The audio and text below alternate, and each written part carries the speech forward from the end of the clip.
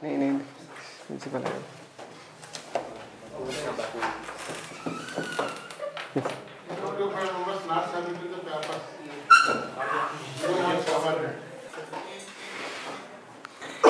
Okay fine. तो हम relative motion study कर रहे थे और उसका एक इंपॉर्टेंट कैटेगरी क्या है, rain man problems, right? Fine, किया तो है। देखो पहले तुमको मैं ना पूरा कहानी बताता हूँ। कहानी ऐसा है कि एक बंदा है जो यूं स्पीड से ज़मीन पे चल रहा है और ऊपर से बारिश गिर रहा है। शुभदीप, यही ना तेरा नाम? सपना देख रहा है, इसका नाम क्या है? शुभदीप ही है ना? ये वर्टिकल लाइन है, राइट? और इस वर्टिकल से कितने एंगल पे बारिश गिर रहा है? Theta angle, correct? तो क्वेश्चन ऐसे पूछा जाता है कि अगर ये बंदा यू स्पीड से ट्रैवल कर रहा है तो वो कितने एंगल पे अपना छाते को पकड़ेगा, along which direction will he hold the umbrella, किस डायरेक्शन में वो अम्ब्रेला होल्ड करेगा। और इसका सिंपल सीधा जवाब होगा कि सर उसको जिस तरफ बारिश आता हुआ दिखेगा उसी तरफ वो अपने छाता को क्या करेगा, डायरेक्ट करेगा। Is that clear? That means we need to find out the velocity of rain with respect to the person. और मैंने तुमको सिखाया है with respect to the person का मतलब क्या है कि यहाँ पर ऑब्जर्वर कौन बन गया? ऑब्जर्वर बन गया वो आदमी। और ऑब्जर्वर को हम हमेशा क्या करते हैं, रेस्ट में रखते हैं, क्योंकि अभी जो तुम पिक्चर देख रहे हो there is as seen through a frame of reference which is fixed with the ground. अभी अगर मुझे इस आदमी को क्या दिखता है, अगर मुझे फ्रेम ऑफ रेफरेंस आदमी पे लगाना है तो आदमी को पहले रेस्ट में लाना पड़ेगा, बिकॉज आदमी क्या है, आदमी ऑब्जर्वर है। तो यहाँ पर हमने यू लगा दिया पीछे, तो इसमें हमने यू इस तरफ लगा दिया। Is that clear? तो इन दोनों का जो रिजल्टेंट जिस तरफ होगा, somewhere along this direction, this will be the velocity of the rain with respect to the man. और वो अपना छाती इस तरफ ही होल्ड करेगा। वो सब तो तुम निकाल लोगे, that is not the big deal, right? इस तरीके से निकालेंगे। नाउ देखो, try to understand. Now for example, अगर तुम अपना चलने का स्पीड, फॉर एग्जाम्पल तुम बाइक में बैठे हुए हो, राइट? और अगर तुम बाइक का एक्सीलरेटर दबाते जाओगे तो तुम्हारा स्पीड यू का वैल्यू क्या होगा, इंक्रीज करते जाएगा। अगर यू का वैल्यू इंक्रीज करते जाएगा तो तुमको जो रेन का डायरेक्शन दिखेगा उसमें कैसा चेंज आएगा, सोच के देखो। यू का वैल्यू बढ़ेगा मतलब ये वाला वैल्यू बढ़ेगा, मतलब ये रिजल्टेंट किस तरफ शिफ्ट होना चालू करेगा, ऊपर की तरफ, राइट? ऐसा तुम्हारे साथ हुआ होगा जब तुम साइकिल चलाते हो या बाइक चलाते हो बारिश में।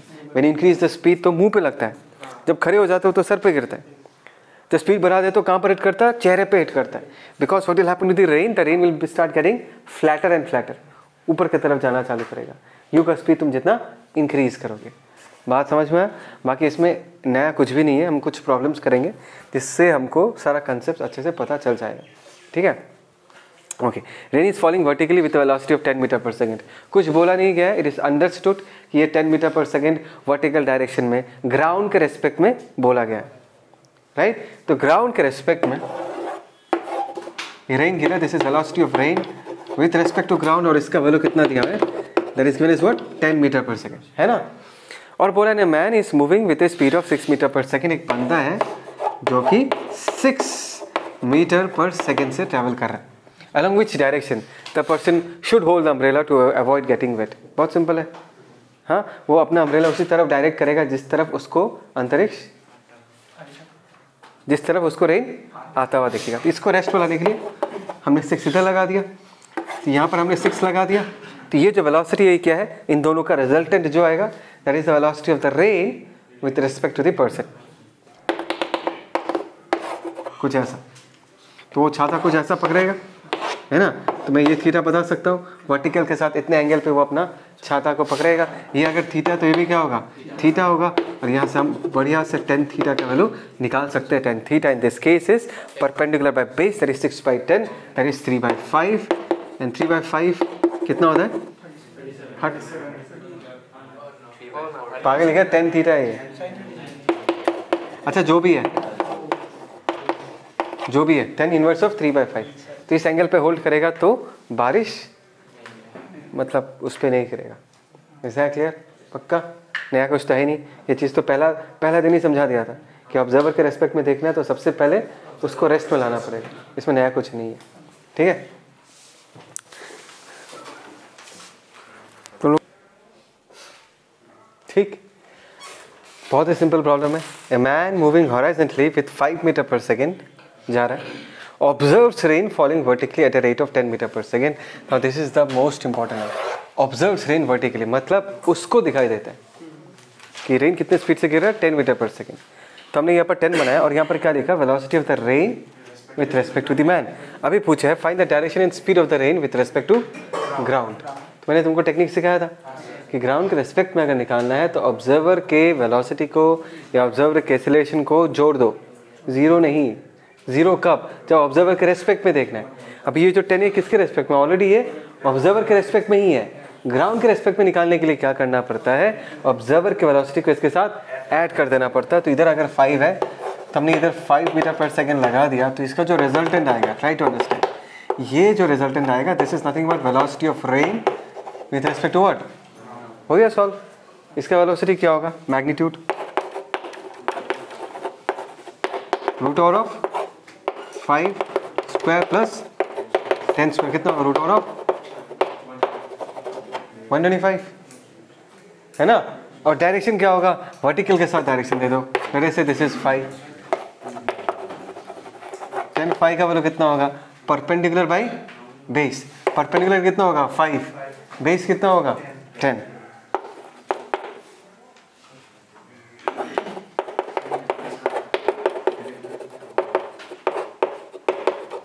है ना, राइट। इसमें सिर्फ एक ही चीज सीखना है कि भाई ग्राउंड के रेस्पेक्ट में चाहिए तो हमको सिंपली क्या करना है, हमको सिंपली ऑब्जर्वर के वेलोसिटी को या एक्सेलरेशन को क्या कर देना है, ऐड कर देना, तो ग्राउंड के रेस्पेक्ट में पता चल जाएगा।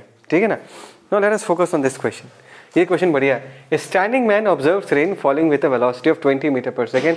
बात को समझो, उस आदमी को जो खड़ा हुआ है, क्या बोला मैंने, जो खड़ा हुआ है उस आदमी को दिख रहा है कि रेन कितने स्पीड से गिर रहा है, विद वेलोसिटी ऑफ 20 मीटर पर second at an angle of 30 degree. ध्यान दो, एक स्टैंडिंग मैन, स्टैंडिंग मैन का मतलब क्या है कि उसका फ्रेम ऑफ रेफरेंस और ज़मीन का फ्रेम ऑफ रेफरेंस दोनों क्या है, सेम। मतलब बेसिकली ज़मीन के रेस्पेक्ट में बारिश गिर रहा है विद स्पीड ऑफ 20 मीटर पर second at an angle of 30 degree with the vertical. ठीक है ना, वर्टिकल के साथ कितना एंगल बना रहा है, 30 डिग्री बना रहा है। ध्यान देना। Find velocity with which the man should move so that the rain appears to fall vertically to him। ये तो बहुत ही सिंपल है ना। अगर आदमी इस तरफ जा रहा है, लेट अस से कितने स्पीड से जा रहा है, u स्पीड से जा रहा है, तो रेन वर्टिकल के साथ जो 30 डिग्री बनाया है, ध्यान देना, focus on the second part of the question। Find velocity with which the man should move so that the rain appears to fall vertically to him। ताकि उसको रेन वर्टिकली गिरता हुआ दिखे। समझ में आया? ओके। पहले लाइन में ये बोला है कि रेन 30 डिग्री वर्टिकल के साथ बना के गिर रहा है ग्राउंड के रेस्पेक्ट। तो क्या मैं उसको ऐसे बनाऊं?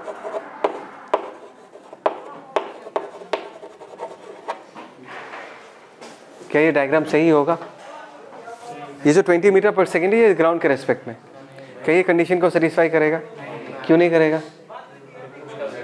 क्योंकि जब ये चलना चालू करेगा, ये तो था जब बारिश, ये जो बारिश का वेलोसिटी 20 दिख रहा है, 30 डिग्री दिख रहा है, this is with respect to ground. अगर ऐसा है कि ये इधर चलना चालू करेगा तो यू हम इधर लगाएंगे इस तरफ, इसके रेस्पेक्ट में अगर देखना चाहते हैं हम यू किधर लगाएंगे, हम यू इधर लगाएंगे, और रिजल्टेंट जो होगा वो हमेशा वर्टिकल से दूर जाता जाएगा, वर्टिकल के तरफ कभी नहीं जाएगा। तो क्वेश्चन में ये पूछा है what velocity with which the man should move so that the rain appears to fall vertically to him. बात समझ में आया? तो हम ऐसा डायग्राम नहीं बनाएंगे, हम बनाएंगे कुछ ऐसा डायग्राम। अगर सी अगर वर्टिकल है, दिस इज 20 मीटर पर सेकेंड, ये 30 डिग्री पे है। Is that clear? अभी चांसेस है कि ये बंदा अगर यू स्पीड से ट्रैवल करे, कितने स्पीड से ट्रैवल करे, यू स्पीड से ट्रैवल करे, तब उसको रेन वर्टिकली दिख सकता है। कैसे? इसके रेस्पेक्ट पे देखना है तो हमने यू पीछे लगा दिया, बोलो ना। तो यहाँ पर भी यू हमने पीछे लगा दिया, करेक्ट। और हमको पता कि रिजल्टेंट को ऐसा होना पड़ेगा। This is the velocity of the rain with respect to the man. Is that clear? इसका मतलब क्या है, रिजल्टेंट अगर इस तरफ है तो इस तरफ जो भी कंपोनेंट्स आएगा they should cancel out each other. अगर ये 20 है तो 20 का इस तरफ कंपोनेंट कितना आएगा, 20 cos 30, दैट इज 10 रूट 3। और इस तरफ कितना कंपोनेंट आएगा, 20 sin 30, दैट इज 10 मीटर पर सेकेंड। मुझे पता है कि रिजल्टेंट तो यही होना है, so this two components should what cancel out each other. Is that clear? तो यहाँ से हमको ये पता चल गया कि इस बंदे को कितने स्पीड से ट्रैवल करना है, 10 मीटर पर सेकेंड से ट्रैवल करना है. कोई डाउट? पक्का? ओके. फिर नेक्स्ट क्वेश्चन ये पूछा, now if you further increases the speed rain again appears to fall at 30 degree with the vertical. इसका मतलब क्या है? अभी 30 डिग्री इस तरफ नहीं होगा, इस तरफ होगा. बात समझ में? इसने अपना स्पीड और फर्दर इंक्रीज कर दिया. तो फाइंड दिस न्यू वेलोसिटी, उस बंदे का जो नया वेलोसिटी है वो पूछा गया. अच्छा, तुमको ये पता चल गया ना कि इनिशियली कितने से जा रहा था वो? 10 मीटर पर सेकेंड से जा रहा था. अभी मेरा से ये बंदा जो है ये 10 प्लस v से जा रहा है. कितने से जा रहा है? 10 प्लस v. रेंज जो है वो वर्टिकल के साथ 20 मीटर पर सेकेंड पे ऐसे गिर रहा है. बोलो ना, गिर रहा ही नहीं गिर रहा? ये तो वेलोसिटी जो है वो रेन का वेलोसिटी है. किसके रेस्पेक्ट में? ग्राउंड के रेस्पेक्ट में. वो तो कभी चेंज नहीं होने वाला. आदमी 10 मीटर पर सेकेंड से भागे या 10 प्लस v से भागे, ग्राउंड के रेस्पेक्ट में जो रेन का वेलोसिटी है, ग्राउंड के रेस्पेक्ट में रेन के वेलोसिटी का जो डायरेक्शन है वो कभी चेंज नहीं होगा. फिर ये बोला गया कि इसके रेस्पेक्ट में देखो, तो इसके रेस्पेक्ट में अगर देखना है तो हमको इसको रेस्ट में लाना पड़ेगा. तो हमने पीछे 10 प्लस v लगा दिया. ये ऑब्जर्वर है, इसका वेलोसिटी क्या है? 0. और इसके साथ हमने जो किया रेन के साथ भी एग्जैक्टली वही करना है. तो हमने इधर 10 प्लस v लगा दिया और इन दोनों का जो रिजल्टेंट होगा वो क्या होगा? This will be the velocity of the rain as seen by this person. और क्वेश्चन में बोला कि वो वेलोसिटी फिर से वर्टिकल के साथ 30 डिग्री बनाएगा. इसका मतलब ये है कि रिजल्टेंट किस तरह होगा? Resultant has to be somewhere along this direction and it will again make an angle of what? 30 degree. Do you agree with this? हाँ, बस अब इसको सिंप्लीफाई करना है, सॉल्व करना है. अगर ये 20 है, इधर कितना आ जाएगा? 20 cos 30, 10√3. यहाँ पर कितना आ जाएगा? 10. ये 10 और ये 10 कैंसिल आउट हो जाएगा. भाई इधर भी 10 है, इधर भी 10 है. समझ रहे हो ना? तो इस तरफ कितना बचेगा? सिर्फ v बचेगा. ध्यान देना, इस तरफ क्या बचा? सिर्फ v. डाउनवर्ड डायरेक्शन में कितना बचा? सिर्फ 10√3. और इन दोनों का जो रिजल्टेंट है एक दूसरे के साथ कितना एंगल बना रहा है? रिजल्टेंट 10√3 के साथ कितना एंगल बना रहा है? 30 डिग्री. तो यहाँ से हम आराम से निकाल सकते हैं v का वैल्यू, है ना? 1030 का लिख देंगे हम. 1030 is equal to what? Perpendicular by base, that is v by 10√3. और ध्यान दो 1030 इज 1/√3. √3 कैंसिल आउट हो जाएगा. और v का वैल्यू क्या हो जाएगा? v का वैल्यू होगा 10 मीटर पर सेकेंड. तो आंसर क्या हुआ इसका? इट इज 20 मीटर पर सेकेंड. ऑप्शन में 10 भी लिखा रहेगा. तुमको क्वेश्चन में क्या पूछा गया है? उसका नया वेलोसिटी क्या है? उसका नया वेलोसिटी v नहीं है, उसका नया वेलोसिटी v प्लस 10 है. तो ऑप्शन कौन सा करेक्ट होगा? 20 मीटर पर सेकेंड. 10 प्लस 10, 10 प्लस v का वैल्यू 10 कितना हो जाएगा? 20 मीटर पर सेकेंड. Is that clear? समझ में आया?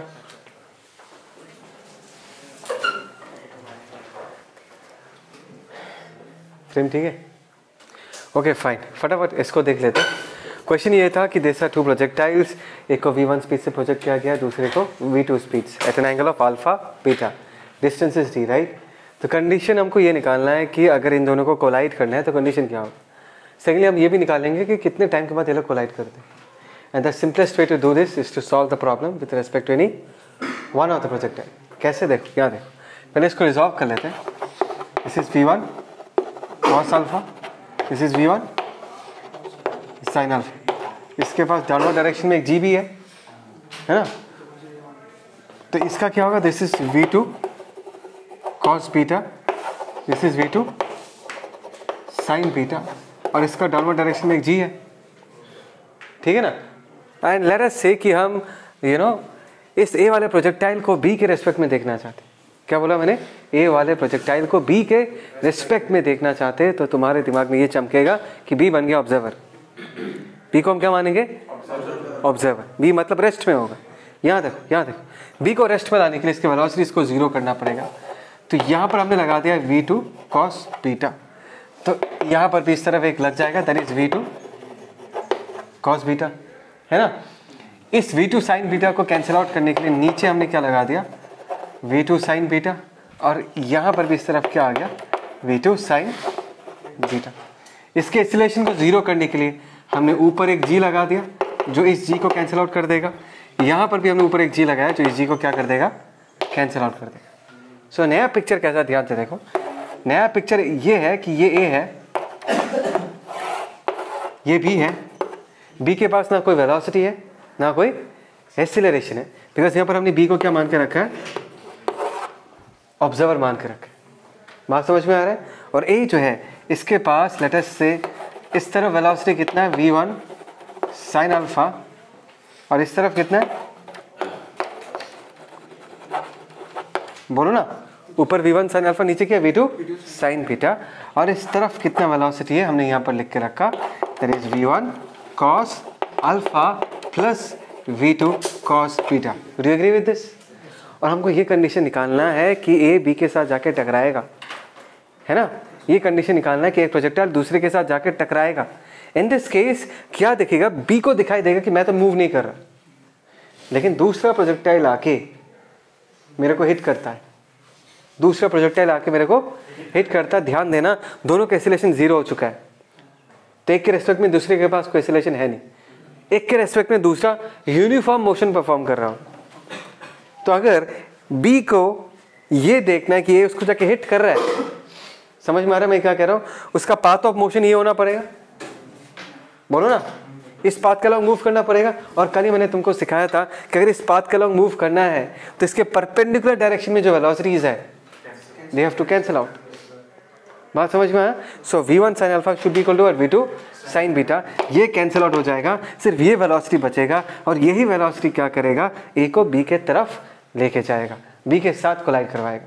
तो पहला कंडीशन ये आ गया, for a to collide with b, v1 sin alpha is equal to what, v2 sin beta.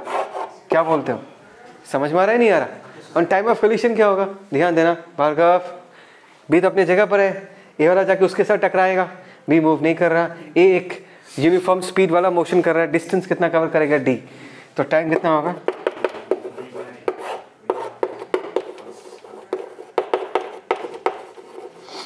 ठीक है।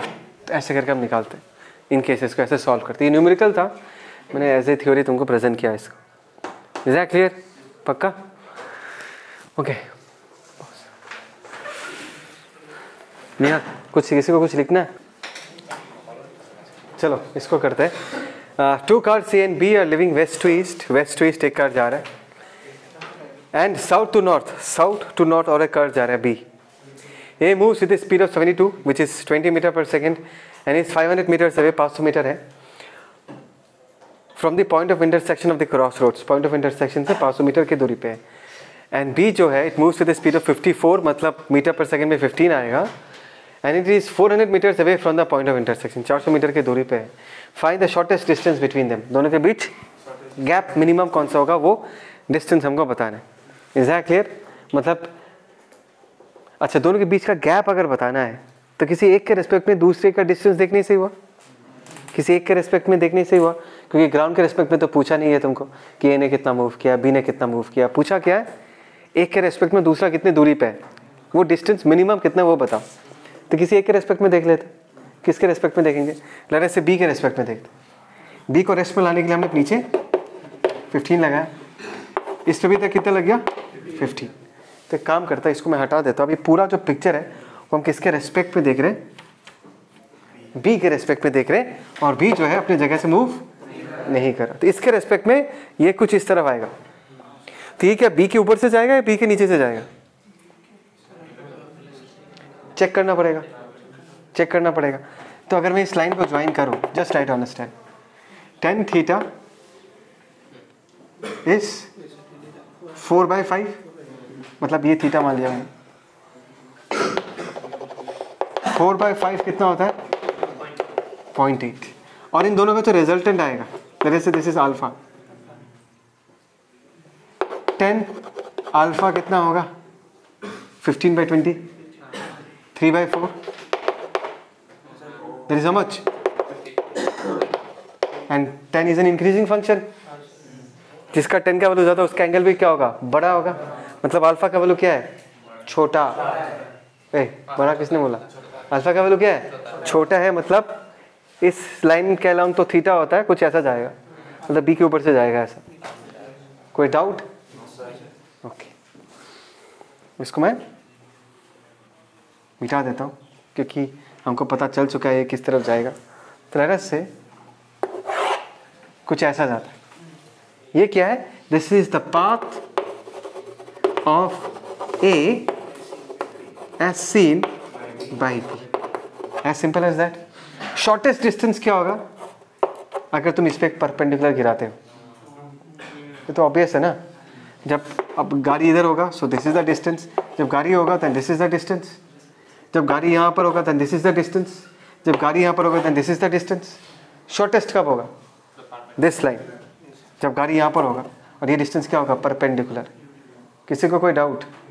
किसी को कोई डाउट? ये क्या बनाया मैंने? जब ए यहाँ पहुँचेगा, बी तो हिल नहीं रहा, तब ए और बी का स्पेसिंग ये लाइन होगा।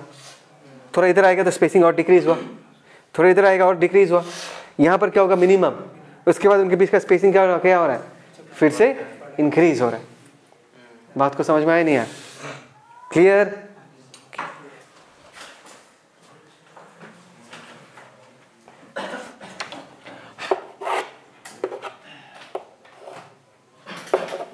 ये भी था बस, अभी तो बस ज्योमेट्री है, खास कुछ है नहीं।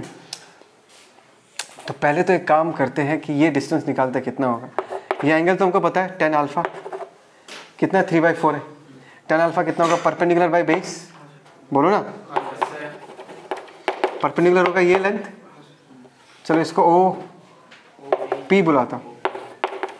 बेस कितना होगा? 500। tan अल्फा का वैल्यू कितना है? 3/4। कुछ कटेगा? 4 × 4, 4 × 2 8, 5। तो OP का वैल्यू कितना हो जाएगा?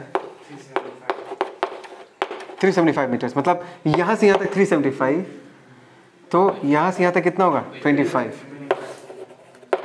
करेक्ट? अच्छा, ये अल्फा अगर पता ये 90 है तो ये कितना होगा? 90 माइनस अल्फा। तो ये कितना होगा? 90 माइनस अल्फा। तो ये एंगल कितना हो जाएगा? अल्फा। तो अगर शॉर्टेस्ट डिस्टेंस मुझे कहना है, कैन आई से इन दिस केस, ये अगर अल्फा है तो हमारे पास ये साइड पता है हमको, और ये cos alpha in this case is equal to what? Base by hypotenuse. Base मतलब ये लेंथ आएगा, bx बोलता हूँ इसको। ये अल्फा है ना, तो यहाँ पर अगर मैं साइन अल्फा बोला था ना cos अल्फा करूँगा तो क्या आएगा? बेस कितना आ जाएगा? bx है ना, और हाइपोटेन्यूज आ जाएगा bp। करेक्ट? अच्छा, bx हमको निकालना है, that means bp into what? cos alpha. bp का वैल्यू हमने ऑलरेडी निकाल के रखा है, दैट इज 25। cos अल्फा हम कैसे निकालेंगे? tan अल्फा अगर 3/4 है, 3/4 कितना होता है? अच्छा ठीक है, छोड़। तो cos अल्फा कितना होगा? Base by hypotenuse, that is 4/5।